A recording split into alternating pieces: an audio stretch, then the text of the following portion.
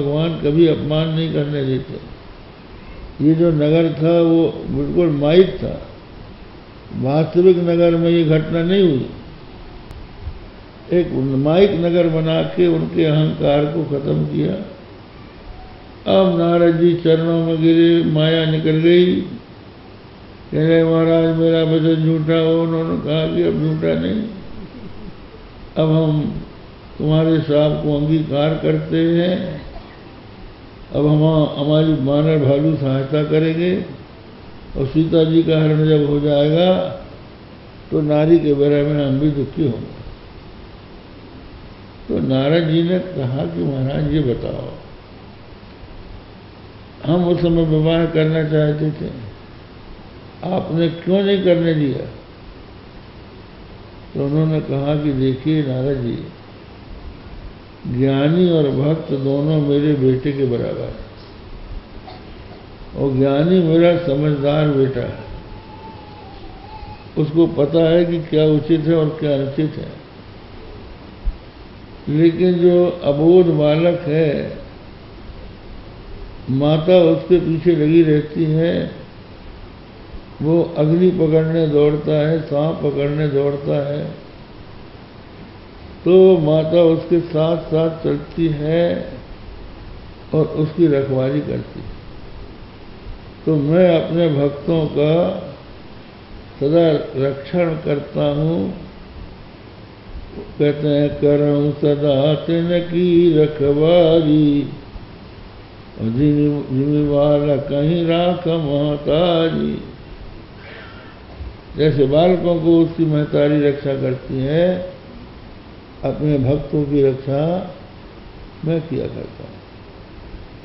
तो मैंने देख लिया कि तुम विवाह करोगे, साधु बन गए हो, बड़े आराम से रह रहे, भगवान का भजन कर रहे हो, कहाँ झंझट में पड़ रहे हो।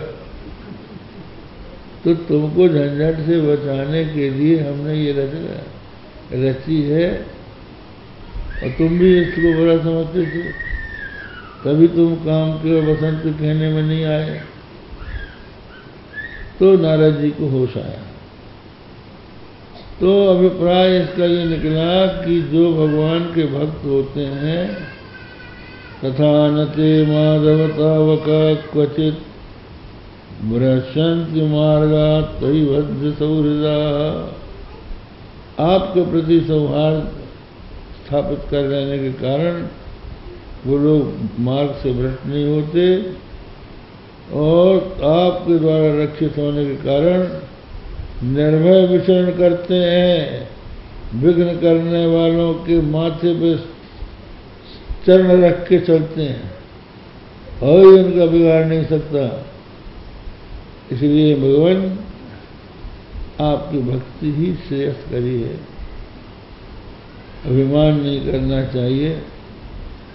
आपका जो ये अवतार है, अगर ये न होता, सत्वं न चेद्धातरिदं निजं भवेत्, विज्ञानम अज्ञान भिदापमार्जनम।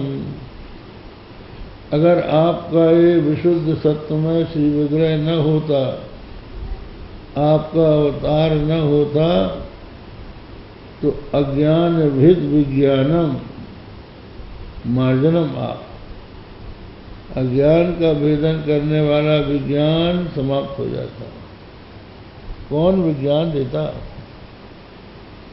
भगवान श्री कृष्ण अगर न होते तो अर्जुन को कौन ज्ञान देता? भगवान श्री कृष्ण ने अर्जुन के शोक मोह को अपने ज्ञान से दूर कर दिया, और आज तक दे रहे हैं। तो आपका यदि अवतार न होता तो इस प्रकार ज्ञान का उपदेश देने वाला कौन था जो करता? उस हालत में आपका केवल अनुमान होता।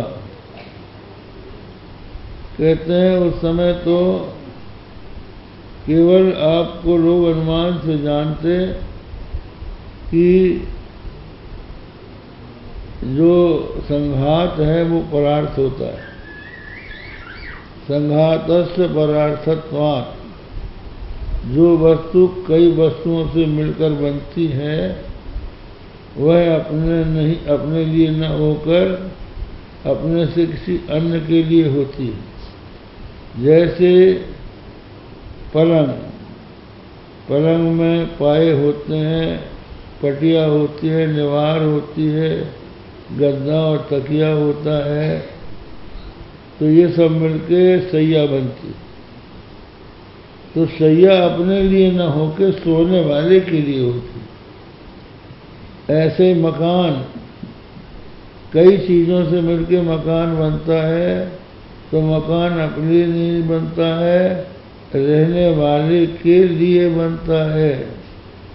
इसी तरह से ये शरीर, इंद्रिय, प्राण, मन और बुद्धि का जो संघात है, ये अपने लिए न होकर किसी दूसरे के लिए है। वो है जो आँख से देखता है, कान से सुनता है, नाक से सूंघता है, जीभ से स्वाद लेता है, त्वक से छूता है, मन से संकल्प विकल्प करता है, वो इनसे भिन्न है ये। और दूसरा, ये अंतःकरण मन, अंतःकरण बुद्धि, मन और इंद्रियां जड़ है।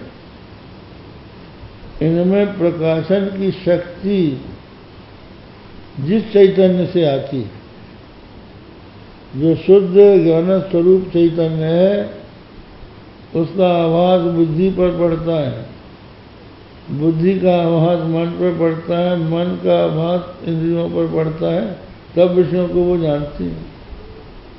तो जिसके प्रकाश से ये प्रकाशित होकर ये संसार का अनुभव कर रहे हैं इंद्रियां, वो कोई नित्य सिद्ध चैतन्य है। इस तरह से नित्य सिद्ध चैतन्य का आत्मा का केवल अनुमान होता, साक्षात्कार न होता। गुण प्रकाशे जन्मीयते भवान प्रकाशते यस्य चयेन वा गुणै। तो इंद्रियों के द्वारा विषयों के प्रकाश से अनुमित होगा, और जिसके लिए इनका प्रकाश है उससे अनुमित होगा। और साक्षात्कार के बिना अज्ञान की निवृत्ति होगी नहीं। दिशा का भ्रम,